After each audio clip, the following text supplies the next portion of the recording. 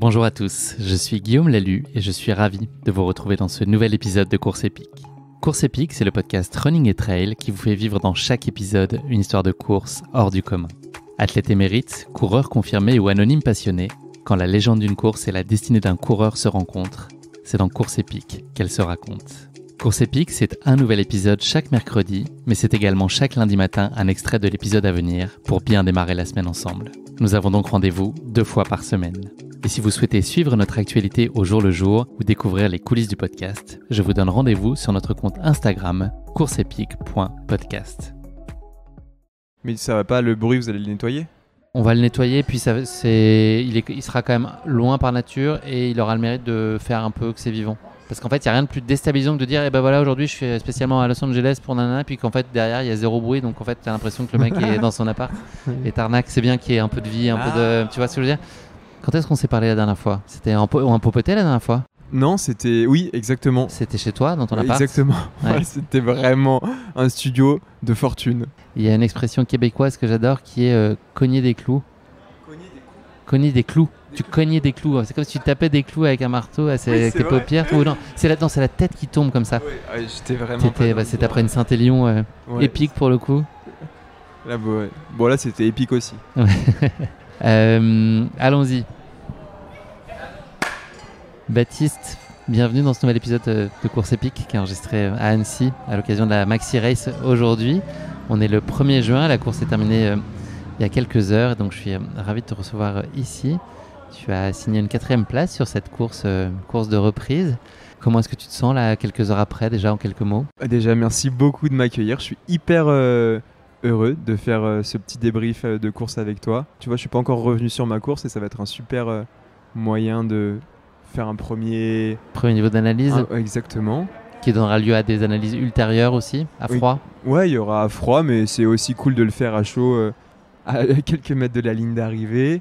Sur les derniers kilomètres, il y a eu un tout petit peu de déception. Mais maintenant, quelques heures après, quand je vois le chrono et les mecs qui sont devant, je suis plutôt heureux et plutôt fier. C'est une nouvelle petite marche. J'ai pas grimpé d'un étage, mais c'est une nouvelle petite marche je me rapproche de la cour des grands. Mais j'y suis pas encore. Baptiste, tu avais déjà goûté à la Marathon Race il y a quelques années, par 2 fois. Qu'est-ce que tu évoques là, ce terrain de jeu à côté d'Annecy ? Si tu prends plaisir, c'est une réjouissance de dire que tu vas venir évoluer ici ? Ouais, clairement, c'est ce qui m'a donné envie de venir ici, c'est que pendant 3-4 jours, Annecy devient l'épicentre du trail français. Moi, je suis vraiment venu sur cet événement pour ça. Peut-être qu'on en parlera, le pourquoi, le choix de cette Maxi Race. Donc voilà, ce que ça m'évoque, c'est cet engouement, cet enthousiasme. Il y a énormément de têtes connues, énormément d'encouragement. J'ai cru qu'on avait délocalisé la course à Combloux tellement j'en ai reçu. Ouais, de ouf. Et j'avais fait la moitié du lac. J'avais toujours eu envie de faire le tour. Et c'est chose faite cette année. Bravo. Ton sentiment là sur le parcours et les 94 km et 5200 mètres de D+, sur le papier, tu as le sentiment que c'est un format qui est bien pour toi, qui est dans la logique de ce que tu veux construire ? Je pense que c'est un format qui est bien pour moi. Après, les conditions de course ont fait que ça jouait pas forcément bien en ma faveur. Je l'assume, j'ai des petites lacunes sur les terrains techniques par rapport aux tout meilleurs mondiaux. Je suis pas très loin d'Aurélien qui est un des kings sur ces terrains de jeu-là, mais c'est un format qui est pour moi. En revanche, le terrain d'aujourd'hui, il n'était pas forcément. La course a été vraiment rendue ultra technique par la boue. Et voilà, donc format ok, mais conditions à progresser. 10 sur 20. Ouais. Et ça peut perturber un peu ton niveau de confiance à l'approche d'une course, justement de savoir que les conditions ne seront peut-être pas exactement celles que tu imagines. J'étais plutôt en confiance parce que moi, les conditions boueuses, enfin tu sais, ce que je te dis souvent, c'est que je me considère comme un enfant de la Saint-Élion. C'est-à-dire que cette course, elle me forge, elle m'a laissé une empreinte. Et les conditions sont tellement difficiles que je me dis que je peux dealer avec n'importe quelle condition de course.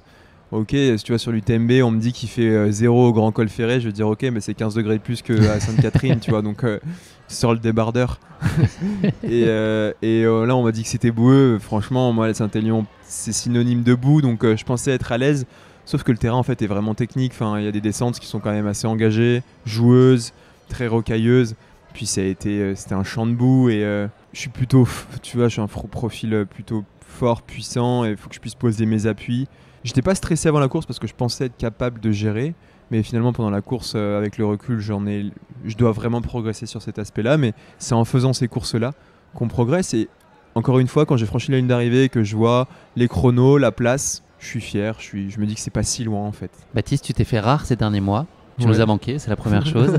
Mais en même temps, c'est pour la bonne Toi, cause. tu m'as manqué aussi, vous aussi, vous m'avez tous manqué. Comment tu as mis à profit là, ces derniers mois? Et puis, pour en arriver à plus spécifiquement un cadre sportif, comment se place dans tout ça cette Maxi Race? Quel sens tu lui donnes? Et puis, quelle envie tu avais pour elle? Effectivement, j'ai ouvert un nouveau chapitre en décembre dernier à l'issue de la Saint-Élion sur un projet de long terme, voire de très long terme avec Nike. Je te l'ai déjà dit, je suis un diesel, moi je suis une personnalité de diesel aussi bien en course que... Enfin, disons que ma personnalité match avec mon profil de coureur. Et du coup, dès qu'il y a un petit peu de changement, ben forcément j'ai besoin d'un temps d'assimilation pour que tout se recadre, tout se replace bien. Donc j'ai décidé de prendre mon temps. Ça faisait 2 ans que je faisais 4 objectifs par an. Tu sais, quand tu cours la Saint-Élion, en fait, tu as les 3 objectifs réglementaires, puis la petite cerise où tu te dis, bon, j'irai si j'ai envie. Et en fait, tu as tellement envie que oui, tu y vas. J'ai enchaîné les courses et les prépas spécifiques. Tu fais une course, tu récupères 2 semaines, et après, tu fais 2 mois de prépa, et après, 2 semaines d'affûtage. Et en fait, tu progresses pas. Et j'avais vraiment. Enfin, si tu progresses, mais moi, là, j'avais vraiment vocation de faire un vrai gros bloc de travail pour passer un cap physiologique, mais aussi pour assimiler ces 2 années, et, pour donner un peu de repos mental et physique, m'accorder ça. Et j'estime que c'est une certaine forme de bienveillance. J'ai vraiment énormément progressé en tant qu'homme. Aujourd'hui, j'ai vraiment la sensation dans ce projet d'être un chef d'entreprise, au sens où je suis super bien entouré au sein de la marque Nike, notamment avec Léa, qui est donc ma sport marketing manager. Mais c'est pas la même structure que dans le team. C'est-à-dire qu'elle est vraiment là pour m'épauler, mais c'est moi qui dois être le leader de mon projet. Donc j'ai dû m'entourer, j'ai un budget, c'est moi qui finance mon entraîneur, c'est moi qui finance mon nutritionniste, c'est moi qui finance mon coach, enfin bref. Donc voilà, j'ai vraiment grandi en tant qu'athlète et en tant qu'homme, donc je me suis beaucoup entraîné, j'ai enchaîné les semaines à 20h, 25 heures d'entraînement, ce que tu fais pas quand tu as des compètes, et j'ai beaucoup bossé le double projet, la construction du projet, de la structure. Voilà, je me découvre un peu chef d'entreprise, leader, et honnêtement c'est chouette, c'est pas forcément naturel, ça demande un peu de travail et de... Qu'est-ce qui a été le plus contre nature pour toi dans ça? S'il y a des choses. Moi je pense que je suis pas vraiment un... Je sais pas comment dire, mais je suis plus un leader par l'exemple dans une structure qui existe déjà qu'un véritable leader qui va Initier, insuffler de l'énergie à tout le monde. Je mets déjà beaucoup d'énergie dans mon sport. Comme tu le sais, j'ai un double projet. J'ai toujours ma petite agence de com, donc je mets aussi de l'énergie là-dedans et de motiver. Quand tu es un peu dans un bad mood, de quand même donner le change. En fait, tu as un peu une forme de management. Et l'humain, c'est incroyable. Aujourd'hui, c'est très savoureux parce que je me dis, putain, j'ai réussi, ils étaient tous là, la structure a vraiment fonctionné. Mais il y a un peu de charge mentale liée à ça, à ce management. Je sais pas si c'est quelque chose que tu connais aussi. Je vois pas de quoi tu parles. Ah bon? Et est-ce que les courses, là, c'est un horizon justement qui te porte, qui donne tout le sens à ce projet? Est-ce que tu orchestres finalement cette projection dans ta réalisation dans des courses aussi? C'est des réjouissances pour prendre le cas de la Maxi Race, c'est quelque chose qui va... C'est la concrétisation, clairement. Et il y a aussi une forme de pression parce que tu dis que ton projet, il dépend de... Tu vois, quand tu es dans une structure comme le team, si tu es bon, tu continues. Si tu pas bon, on continue pas. Là, c'est vraiment, tu as plein de gens qui dépendent un petit peu de toi quand même. Et même si j'ai énormément de temps au sein de Nike, et ça c'est génial, de ce côté patience, quand même tu te dis qu'il faut que le projet il est viable si tu es performant. Donc il y a une petite... Il y a une responsabilité accrue. Ouais, exactement, il y a encore plus large. Une forme de responsabilité, mais au final je trouve ça génial. Donc cette Maxi Race, tu l'as posée quand sur ton calendrier? Alors je l'ai posée de manière très saugrenue.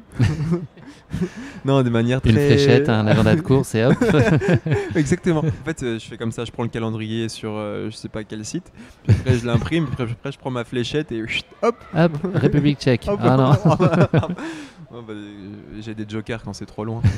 Et non, en fait, la Maxi Race, elle est venue vraiment dernièrement. À la base, je devais faire la Transvulcania parce que j'avais envie de découvrir une course à l'étranger. J'avais très envie de courir avec Thibaut, mon pote Thibaut Barognan. Sauf que au cours d'un projet que j'ai fait avec un autre ami, Simon Duguet, où je suis allé à Saint-Étienne, au stade de Saint-Étienne, Geoffroy Guichard en vélo. J'ai eu l'apparition d'une petite tendinite au niveau du psoas qui m'a en fait empêché de courir la Transvulcania. Et au fond de moi, il y avait vraiment, je crois, cette envie de participer à la Maxi Race pour plusieurs raisons. Parce que pour moi, c'est une répétition vraiment générale tip-top de l'UTMB.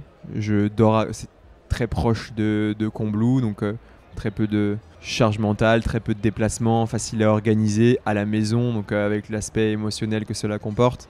Deuxième raison, c'est que c'est un parcours qui ressemble, je trouve, à l'UTMB. Petit format, mais c'est une course qui est de plus en presque... Enfin, les pentes sont à peu près les mêmes. Puis c'est de plus en plus dur, la descente du Verrier, c'est un peu comme la descente de la Flégère, tu vois. Donc tu avais cet aspect-là, cet aspect de boucle aussi, je trouvais ça hyper logique. Et enfin, la dernière chose, c'est le plateau d'adversité. Il y avait parmi les kings de la discipline en ultra trail, on a la chance qu'ils soient français. Et aujourd'hui, sans dire que j'aspire à être à leur niveau tout de suite, je me dis que courir et les observer, c'est aussi une manière de désacraliser leur performance et m'autoriser à penser que je peux un jour atteindre leur niveau. Et enfin, il y a aussi un dernier argument lié à cette adversité, c'est que quand tu as des athlètes comme Mathieu Blanchard, Aurélien Dunant-Palaz ou Thibaut Garivier qui acceptent une part de visibilité, et que moi je trouve ça génial, parce que c'est grâce à eux que le gâteau grossit. Si le gâteau grossit, certes ils ont une part plus importante, mais la nôtre aussi. Enfin, moi, typiquement, un athlète comme Mathieu, je suis hyper admiratif de ce qu'il fait. Je trouve qu'il porte beaucoup du développement de notre sport en termes de discipline, en termes de visibilité. C'est quelque chose que moi je pourrais pas faire parce que j'ai peut-être pas ces épaules-là encore. Bref, il y avait une visibilité sur cette course et je me suis dit que pour préparer un UTMB, qui est vraiment mon objectif principal de la saison, il faut apprendre à courir avec cet enjeu médiatique, d'avoir 10, 15 médias, des photographes sur la ligne de départ, plein de gens que tu connais. Parce que si tu vas courir dans les Pyrénées, alors j'adore les Pyrénées, mais sur des courses où justement tu as un peu moins cet aspect-là, oui, tu te prépares à l'UTMB, mais je pense que tu n'as pas cette préparation mentale un peu spécifique à un événement qui est très visible. Dans quelle proportion la blessure que tu as contractée récemment, elle a altéré la fin de ta préparation et tes capacités? Est-ce que tu te sentais en pleine possession de tes moyens ou presque J'ai fait 2 semaines, elle m'a empêché de m'entraîner normalement, j'ai fait une semaine quasiment sans rien, et elle m'a empêché de m'entraîner pendant 2 semaines, et surtout qu'elle m'a obligé à beaucoup charger avant la Maxi Race, et du coup je pense que j'arrivais avec une fraîcheur en fait qui était pas optimale. Voilà, c'est mon recul sur la date de... Mais je me suis très bien adapté, hein. Et puis j'ai la chance d'être accompagné par... je sais pas, j'ai jamais eu d'autres coachs, ça fait 6 ans qu'il me suit, mais je pense que c'est la crème de la crème par Simon Gosselin, donc c'est un super bon jongleur, il a su trouver à s'adapter. C'était quoi les objectifs que vous aviez définis tous les deux? C'était des sensations, c'était un classement, c'était un temps, c'était quoi? C'était... réussir moi, je voulais cette courir. première sous ces nouvelles couleurs aussi? Ouais, il y avait aussi cet aspect-là qui a beaucoup joué. Tu sais, Nike, c'est une marque de champions. Enfin, moi, c'est comme ça qu'ils m'ont convaincu. Ils m'ont dit qu'on a encore beaucoup à apprendre dans le trail, mais on sait fabriquer des champions. Je sais pas si je deviendrai un champion, mais j'ai envie d'essayer. Et du coup, quand tu remets le maillot, ce matin, sur mon première grosse compète, tu te dis en fait, ok, qui sont les mecs dans des sports différents qui font exactement comme moi, c'est-à-dire qui mettent cette tenue-là avant d'aller au fight. Tu te dis, ok, il y a encore quand même une notion de responsabilité. C'est une forme de fierté aussi. Tu te dis, ils t'ont choisi toi pour représenter cette dynamique. Mais ouais, il y a une petite forme de pression. En fait, j'avais envie de leur prouver qu'ils s'étaient pas trompés. Je sais que j'ai du temps, mais j'avais envie de leur montrer dès la première étape, tu vois. Dire, en fait, je mérite d'être ici et vous avez fait le bon choix. J'avais envie de leur montrer parce que ouais, j'avais envie de prouver, effectivement. Quelle stratégie tu avais en tête là pour la course? L'objectif, il était, je sais pas si je me le suis avoué, mais je voulais faire un podium. Je pense que j'avais vraiment envie de faire un podium. Et je sais pas si c'est un bon objectif parce que ça dépendait trop de la performance des autres. Pas de bol. Les 3 mecs qui sont devant moi, enfin qui sont dans une autre cour pour le moment que moi, tu sais, normalement t'as peu de chances que les 3 sortent la course, leur A-game, enfin leur meilleure version. Normalement t'as toujours le jeu des probabilités fait qu'il y en a toujours un qui saute normalement. Et avec une course correcte, je me disais que je pouvais finir sur le podium. Et malheureusement c'est pas arrivé, ils ont tous fait une très belle course. Donc il y avait cet objectif là, pas forcément avoué. Mais sinon, c'était de jouer le plus longtemps avec eux, comme je te disais, de désacraliser et me prouver que j'avais passé un cap cet hiver et que je serais capable de rivaliser bientôt avec eux. Que je m'étais rapproché en tout cas. Qui était avec toi là aujourd'hui? C'est le moment de citer cette grande famille avec un grand F. Et ben la structure est exceptionnelle. Hein. Enfin, en fait, je me suis entouré de personnes que je connaissais déjà, soit dans une continuité de projet, soit des amis en fait. Et donc je te fais mon staff. Je vais l'appeler mon staff. Je sais pas. Enfin, c'est beaucoup plus que ça. Comme tu dis, c'est ma grande famille, mais la clé de voûte. Ton crew millésimé. Mon grand crew millésimé. Ton grand crew millésimé. Ouais, c'est le nom du groupe WhatsApp. Exactement. Ouais. J'ai fait un petit groupe WhatsApp parce que je sais pas si on en parlera, mais effectivement, j'avais décidé de pas trop communiquer sur cette course pour pas parler, comme je te disais, plus que j'agis et parce que j'avais envie de rester dans l'ombre. Bref, donc j'avais monté ce petit groupe WhatsApp avec tous les gens mes proches qui me suivent pour les embarquer dans l'aventure. Bref, la clé de voûte de ce projet, c'est Greg Jacquet. Greg Jacquet, c'est mon manager. À la base, c'est mon ami avec qui j'ai beaucoup couru sur Combloux. Il habite à Salanches. Voilà, c'est mon manager. C'est vraiment génial. Hein. C'est incroyable tout ce qu'il fait pour moi. Donc, il m'accompagne sur la gestion de mes partenaires, forcément. Il a aussi une fonction de conseiller en communication. Et surtout, il a une partie de terrain. C'est lui qui me fait mes assistances maintenant. Globalement, c'est lui qui me motive. C'est lui qui drive un petit peu ma performance avec Simon Gosselin. Du coup, ça me fait... Je tends des perches. Qui est mon coach depuis 6 ans. RAS. Et il est trop bien. Ensuite, aujourd'hui, il y avait Adrien qui est sur le terrain, qui est vraiment un peu le binôme de Greg, mais un peu, tu sais, un peu comme le goal volant au foot, tu vois. Greg est au ravito, Adrien, il est un peu sur le parcours et il donne les infos et tout ça. Il a un gros moteur, donc c'est facile. Aujourd'hui, pour te dire, il a fait 37 bornes. Pas mal. Pour me suivre. Ouais, il a fait sa sortie longue. Voilà, il est plié là, il est en train de dormir. Il était plus fatigué que moi. Dans le lac d'Annecy. Et qui est aussi mon kiné-ostéo. Enfin, j'ai un deuxième kiné-ostéo qui est à Lyon qui s'appelle Clément. J'ai une prep mentale, forcément, qui est le même depuis 3 ans. Anne Fourier, Jocelyn, mon nutritionniste. Le popote, le fameux, avec que tu connais très bien, avec qui je vais devoir débriefer parce que j'ai eu pas mal de petits soucis d'intestin sur cette course, donc essayer de comprendre ce qui s'est passé. Et est-ce que j'en oublie? Je pense que j'en oublie un ou deux. Edouard, qui est mon médecin, je pense que j'en oublie. Et puis après, il y a mes proches, ma famille, mes potes Simon Duguay, Léo et ma famille. Mais eux, ils sont toujours là, c'est incroyable. Il y a même mes grands-parents qui m'ont fait la surprise, ils sont partis de Saint-Thé à je sais pas quelle heure du mat. À vélo? Non, pas à vélo, non. Ils ont pas fait comme ça. Ils sont précautionneux avec leur psoas. Et du coup, ils m'ont fait la surprise. Et là, je débarque à Menton. Et là, qu'est-ce que je vois? Ma grand-mère, mon grand-père, peinard là sur. Putain, ils sont comme des dingues, c'est trop magique. Et puis après, on allait manger une glace tous ensemble, c'était trop bien. Ça donne envie, ça motive, une autre forme de motivation. Baptiste, on va plonger dans ta course. Je pense qu'on aura l'occasion d'étayer pas mal sur ces derniers mois, sur l'avenir et tout ça. Voilà, on va prendre le temps dans un épisode un peu spécial dans les semaines qui arrivent. Là, on va aller directement sur cette ligne de départ ce matin. Le départ qui a été donné à 4h45. Quelle disposition à ce moment-là? Et puis, est-ce que ensuite tu veux bien nous raconter ta course? Ce matin, je me sens plutôt bien. Je suis assez confiant parce que les sensations dernièrement... clairement, j'ai passé un cap physique cet hiver. Enfin, les valeurs purement objectives le prouvent. Et les sensations des derniers... En changeant quoi? Qu'est-ce qui a fait? En fait, en s'entraînant, comme je te disais, en enchaînant une prépa... C'est ce que j'aime à dire, c'est que cet hiver, j'ai rehaussé le plancher et pas poussé le plafond, tu vois.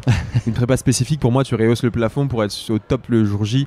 Là, j'ai rehaussé le niveau de base, vraiment. C'est plus du volume que de la diversification? Ouais, exactement. Et puis surtout, en fait, t'enchaînes les semaines d'entraînement. Je fais énormément de ski. J'ai fait le dénivelé de l'UTMB à ski. Enfin, le dénivelé de l'UTMB. Je voulais faire 100 miles de dénivelé positif en ski. Pas mal. Donc j'ai fait ça cet hiver pour développer l'endurance de force. J'ai fait un cycle à plat pour être fort sur la Saint-Élion, ou du moins passer un cap sur la Saint-Élion. Je vais plus vite en bosse, du coup, je vais plus vite à plat et j'ai plus de watts sur le vélo. Enfin bref, c'est un ensemble. Donc ce matin, je me sens bien parce qu'en plus, les derniers footings, les sensations étaient plutôt correctes, avec des bonnes sensations. Mais juste, tu vois, la semaine dernière, j'ai fait une semaine à 6-7 heures d'entraînement. Globalement, j'ai couru 3-4 fois 1 heure, 1 heure et demie. Mais la semaine d'avant, j'ai fait entre 20 et 23 heures d'entraînement pour justement un peu combler le trou lié à la Transvulcania. Et je pense qu'il m'a manqué, avec le recul, il m'a manqué un petit peu de fraîcheur au moment clé. Tu vois, j'ai fait la reco vendredi dernier. Tu vois, j'ai fait 50 bornes et et 3000 de dénive vendredi dernier à J-7, J-8. C'est un petit peu tardif, je pense. Ta course, ça y est, les premières Pardon, sensations. Du coup, je me sens bien, je suis plutôt confiant. Sur la ligne de départ, je suis heureux parce que je me dis, putain, tu vois, on annonçait un petit peu les 3 favoris et l'outsider. Et je me dis, je trouve ça chouette. Je me dis, regarde le chemin parcouru, maintenant ces gars-là, tu les regardes pas encore dans les yeux, mais presque. Donc du coup, je me force à les regarder, à sourire et à me dire que je suis content d'être là. Et ça m'a manqué. Là, t'as eu ce truc de renouer avec des choses que t'avais peut-être un peu oublié, comme t'as eu un peu moins de courses ces derniers mois. En tout cas, de retrouver un regard un peu vierge sur des sensations que tu connaissais. Carrément, ça faisait. Mais j'ai eu beaucoup de stress. J'ai l'impression que je savais plus si je savais faire encore, tu vois. Quand la compétition, je pense qu'il faut retrouver un peu du rythme. On l'a vu, tu sais faire. Ouais, je pense qu'il m'a manqué un peu de rythme quand même. Et donc je me sens bien, ça part. Je sais pas, faudra regarder les chronos. Moi, j'estime que ça part soutenu, mais ça part correct. Et là, tout de suite, je me sens très bien. Et les valeurs au cardio sont plutôt cool. C'est-à-dire que je me sens bien, on est devant, je suis dans le pack devant, voire même parfois devant, sans avoir l'impression de forcer. Donc j'arrive au Semnose et je me dis, putain, j'ai une grande journée. Et je pense que tout de suite, je bascule sur un objectif de podium, de résultat. Et ça, c'est pas bon en fait. Ça, c'est ma première erreur. Et quand je fais la descente avec Mathieu Blanchard et Thibaut Garivier du Semnose, ils envoient quand même. J'arrive à les suivre, je fais l'effort. De toute façon, maintenant, t'es avec eux, soit t'attends derrière, soit tu te dis, vas-y, je suis monté dans le train. Je vais pas descendre au prochain arrêt, on va essayer d'aller au bout. Et là, je serre un peu les dents et la descente, elle m'a. Je pense, j'y ai laissé quelques plumes. Et dans la montée suivante, quand ils ont vissé, pour de vrai, j'ai pas su suivre. Et là, d'un coup, j'ai eu un énorme down mental en me disant, mais ouais, en fait, t'es pas du tout au niveau. Direct. Et là, j'ai basculé, j'ai eu 2 heures compliquées où je trouvais plus trop de sens, j'avais pas de sensation. Ça peut être quoi tes ressources dans ces moments-là? J'imagine que c'est les scénarios que tu anticipes peut-être avec Anne ou que tu visualises. Mais on n'avait pas du tout travaillé ce scénario. On avait fait un scénario, alors c'est pas du tout promotionnel, mais juste just do it. Arrête, pense pas, fais. Et du coup, j'essayais de me le rappeler. Ça marchait plutôt pas mal quand je me le rappelais, mais je sais pas, j'étais parasité par cette idée de podium. Et il y a même un concurrent qui me double. D'ailleurs, petite dédicace à ce concurrent, je sais pas comment il s'appelle, mais j'ai pas trouvé ça. Ouais, je trouve ça cool. Ouais. Il me dit, ah, mais t'es pas en forme, toi, non? Tu devais pas être devant, un truc comme ça. Je dis, bah non, je gère mon effort. Et au final, ça me pénètre un peu ce qu'il me dit. Tu vois, il me dit, je sais même pas combien. Manifestement, je suis plus en forme que lui, puisque je suis devant lui. Je sais pas, je bascule sur mon objectif de podium et tout. Et puis, j'ai pas des super sensations. Et puis, au final. On me dit que le 3e, il est pas si loin à Doussard. Et je sais pas, tu vois, en fait, quand il me dit ça, je rebascule, les sensations vont mieux. Doussard, pour nos auditeurs, c'est la mi-course, à peu près. Oui, pardon, Doussard, c'est la mi-course. Et là, ça va un peu mieux. En fait, du coup, j'ai premier tiers très bien, deuxième tiers, c'est pour les matheux, premier tiers de la première moitié très bien, deuxième tiers de la première moitié moyen, et troisième tiers correct. Okay. Et là, j'arrive à Doussard, je suis plutôt bien. Et je fais un ravitaillement, ce que j'arrivais pas du tout à faire. J'étais plutôt bon sur les ravitaillements cette fois-ci. Et surtout, j'ai pas eu mal aux pieds. Donc ça, c'est génial. Franchement, le trail, c'est facile. C'est plus facile quand t'as mal aux pieds. Et là, à Doussard, j'arrive, je suis 3, je suis plutôt bien. Et dans ma tête, mon coach m'avait dit qu'il a couru l'année dernière et qu'il a fait podium l'année dernière. Donc il connaissait bien la course. Il m'a dit, jusqu'à Doussard, c'est de la pré-fatigue. Et c'est ce que je me disais en tête. Je me disais, jusqu'à Doussard, c'est de la pré-fatigue. Ça justifiait le fait que je suive pas Thibaut et Mathieu. Mais même physiquement, j'aurais pas pu. Où j'aurais volé en éclats. Pré-fatigue dans quel sens peut-être pour... Pré-fatigue, ça veut dire que jusqu'à Doussard, en fait, c'est juste l'échauffement pour arriver, pour se marquer les jambes, un peu de courbature, et après la vraie course commence. Et moi, j'avais prévu le col de la Forclaz, la montée là, assez progressive, linéaire, elle me convient bien.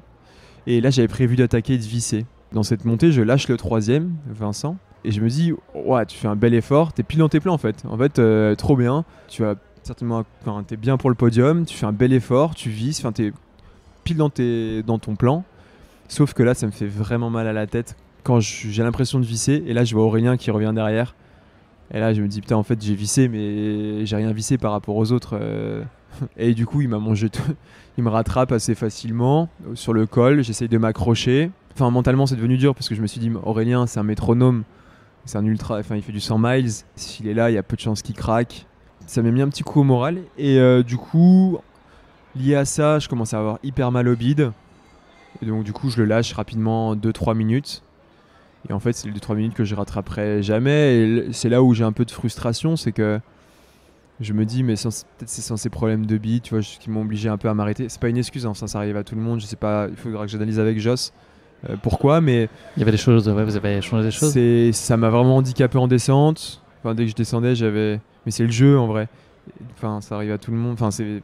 Tu vois, Thibaut, je sais qu'il a eu des gros problèmes de bite, ça l'a pas empêché de me coller de 12 ou 13 minutes, quoi. Donc, je compose, et en fait, je pensais qu'il allait me mettre vraiment à l'amende, tarif, et finalement, j'arrive à maintenir un peu l'écart sans avoir de sensation ouf. Donc, en fait, je me suis accroché. Et à Menton, j'arrive à Menton, je croise Aurélien, parce qu'on fait un aller-retour. Enfin, quand je rentre dans le ravitaillement, Lui, il en à sort 500 et mètres, ouais, voilà, face à face. on se croise et je calcule qu'il y a 3 minutes 30, 4 minutes. Et là, je me dis, vas-y, moi, dans mon plan de course, je voulais faire une montée transcendée au Verrier. C'est ce que je voulais faire. Je voulais vivre des émotions hyper fortes. Et je me dis, vas-y, je fais un ravitaillement rapide et je mets all-in sur la montée. C'est presque ce que je fais. Je pense qu'il me manquait juste un tout petit peu plus de proximité. Genre, il aurait été à 2-3 minutes. Je pense que je me mettais vraiment chiffon, tu vois. Je me mets au travail, mais pas suffisamment, je pense, transcendé par le fait que je le voyais. Je savais que l'écart, il était. Puis je savais que c'est un extrêmement bon descendeur. Donc en gros, globalement, je savais qu'il a couru la course plusieurs fois. Si j'arrivais en haut du Verrier avec lui, donc il fallait que je le double, plus que je prenne du temps d'avance.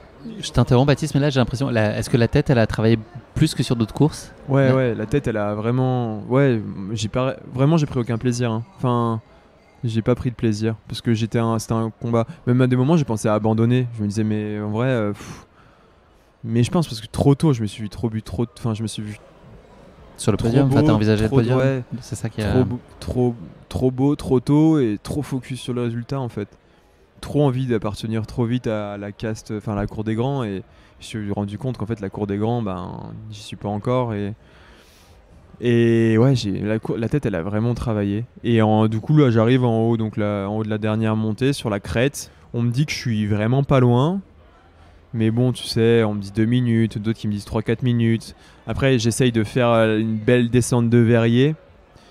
Mais Aurélien, c'est un cadre, donc je sais que je lui reprends.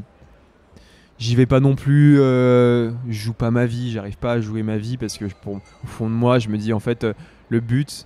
Si je ne veux pas te mentir, je l'assume. Le but, c'est de finir le plus proche d'eux, en fait, pour valider mon objectif, pour cocher la case, de dire mon objectif, c'était d'être proche d'eux. Je voulais être le plus proche possible d'Aurélien. Je savais que je reviendrais pas dessus. Et du coup, je fais une descente correcte, et au final, tu vois, je finis à 3 minutes, donc je me dis, ouais, il a manqué un peu des choses. Bon, les problèmes de bite, ça m'a handicapé, je pense. J'ai eu des gros trous d'air, vraiment des moments où plus de force, plus d'envie, et puis des moments où je me sentais bien. Non, mentalement, je me suis vraiment. Ouais, je suis fier de moi. J'ai montré des belles valeurs, je pense, de pugnacité, de résilience. Parce que en vrai, pendant 9h30, j'ai pas pris de plaisir et je me suis battu. Et c'est ce qui me rend content aujourd'hui. Je me dis que sans faire une course parfaite, je suis pas si loin. Donc ça me laisse présager du bon, quoi. De tout ça, il y a beaucoup de satisfaction, on l'a compris, beaucoup d'apprentissage. Est-ce que tu peux être amené à parfois repenser un peu certains moments de la course a posteriori et te dire, bah là, à ce moment-là, peut-être que je l'avais cette capacité, pourquoi j'ai pas réussi à aller piocher ce supplément d'âme, cette envie qui fait que d'un seul coup je vais me relancer, puis je vais tout tenter pour aller reprendre cette place, même s'il est loin, même si je le vois pas, de réécrire ces scénarios-là. Ouais, la seule erreur, comme je te dis, que j'ai fait, je pense que c'est que j'ai trop pensé au podium trop vite et je me suis déconnecté un petit peu de mes sensations et de l'instant présent. Donc ça, c'est l'erreur que j'ai faite. Après, il n'y a pas vraiment d'amertume, tu vois, parce que clairement, je cours après ce premier podium international. Là, il y était quand tu as 3 athlètes, même si c'est que des Français, si 3 athlètes de dimension, de mesure internationale, il y avait l'occasion de le faire. Mais il n'y a pas trop d'amertume parce que c'est une course de prépa, déjà. Et c'est une course de prépa pour l'UTMB qui a un objectif de saison et une saison qui s'inscrit dans un processus de long terme. Donc c'est juste, vraiment, je l'envisage comme une pierre de plus, avec vraiment beaucoup de choses à apprendre sur l'aspect mental. Il faut vraiment que je débriefe avec ma prep mentale. Parce que c'était un combat, vraiment, c'était un combat avec la boue et avec moi-même pendant 9h30. Baptiste, est-ce qu'aujourd'hui se tenaient les championnats d'Europe qui étaient en simultané de ta course, donc tu avais d'autres choses à faire à ce moment-là? Est-ce que tu as eu le temps de suivre, enfin en tout cas les résultats, et puis est-ce que tu as un sentiment sur ce qu'a donné l'équipe de France aujourd'hui? Je trouve ça absolument fabuleux parce que c'est juste grandiose ce qu'ils ont fait. Enfin, c'est encore une fois la preuve qu'en France, on est clairement la nation dominante du trail, de par le niveau des athlètes, mais aussi de par la densité. Après, il y a deux choses qui me... Je suis honnête, hein, je veux dire les choses.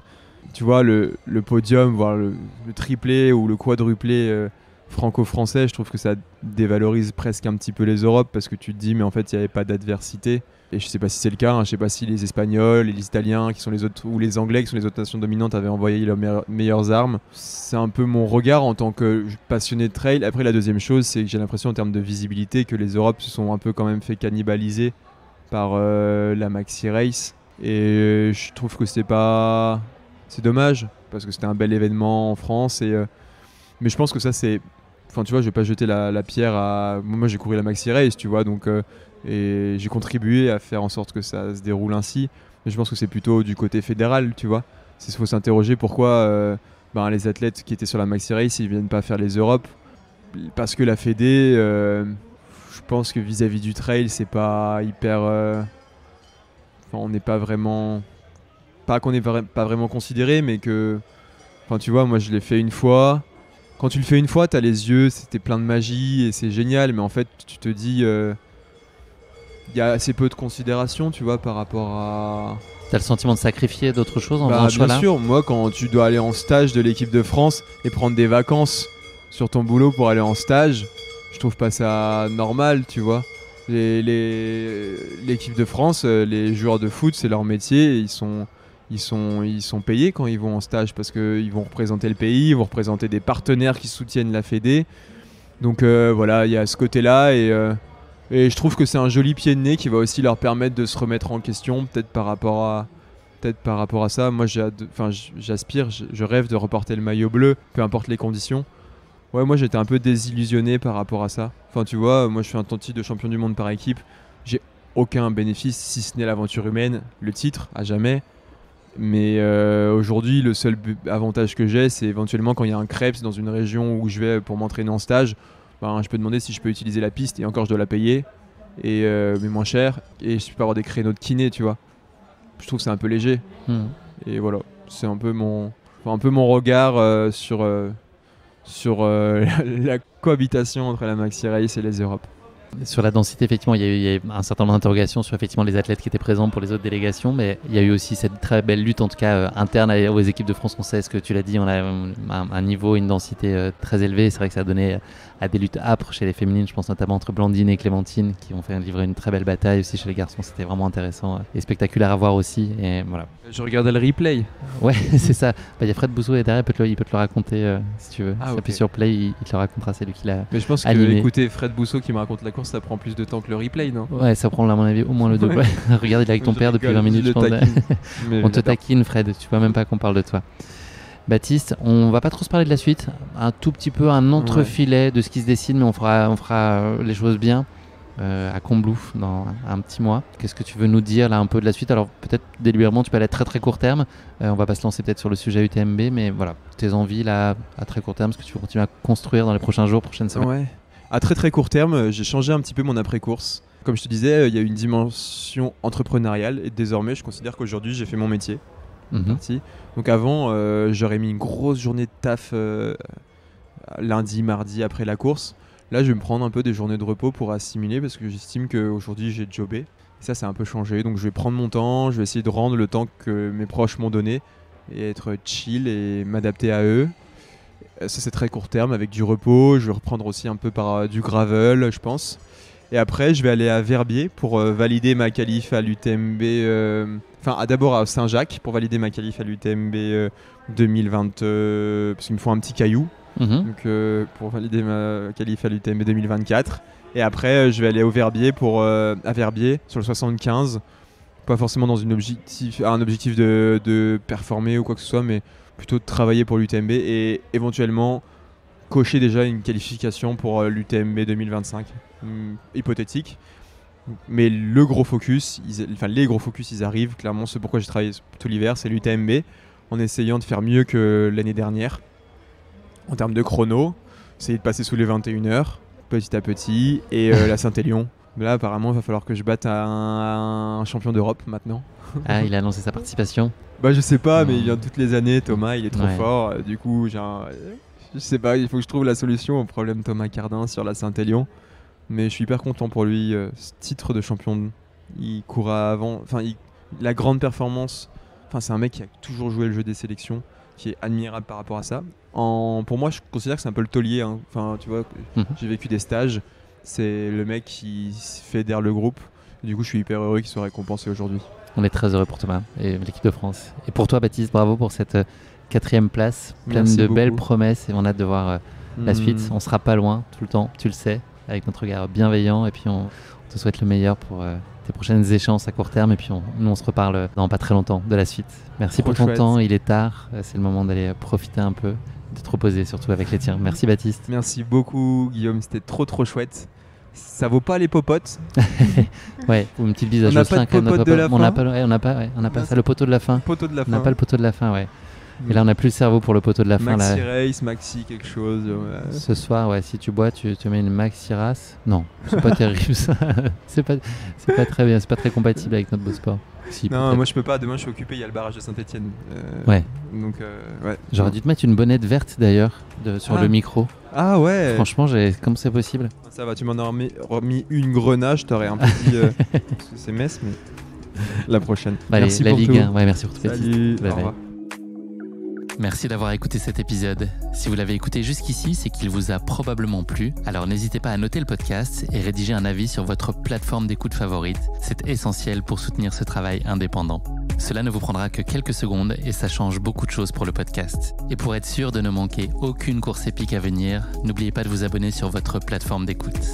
Merci encore infiniment pour votre soutien, votre fidélité et vos chaleureux messages que je lis et auxquels je réponds avec un immense plaisir. S'il vous plaît, continuez. À très bientôt pour une nouvelle course épique, évidemment.